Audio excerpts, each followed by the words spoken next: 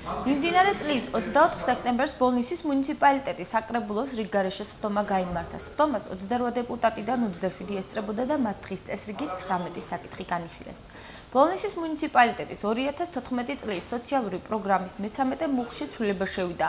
ერთჯერადი მატერიალური დახმარების ლიმიტი 200 ლარით, სამედიცინო დახმარების კი 1000 ლარით განისაზღვრა. ცვლილება შევიდა ადგილობრივ ბიუჯეტში. ახლად შექმნილ შპს რიტუალური მომსახურების სააგენტოს გამოეყო 30000 ლარი, ხოლო IP, რომელიც იზრუნებს სპორტული მოედნების მოვლა პატრონობაზე და ახლახანს შეიქმნა, ბიუჯეტიდან 61000 ლარი გამოეყო.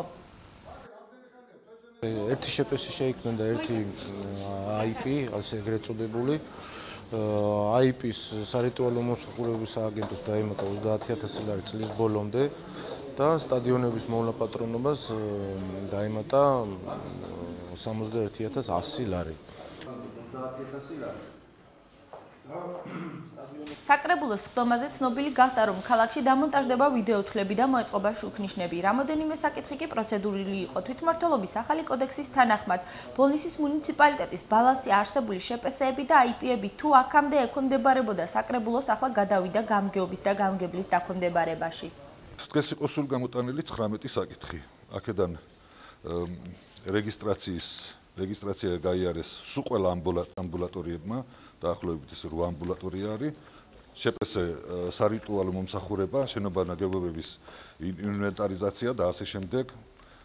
წარმომადგენლობითი უფლებამოვალეობის ცნობის გაცემის წესი, ანუ სოფლებში გამგებლის მიერ წარმომადგენლების დანიშვნასთან დაკავშირებით.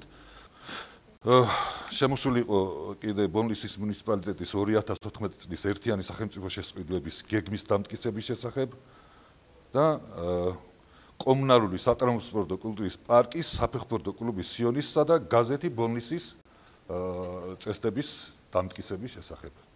მადლობთ.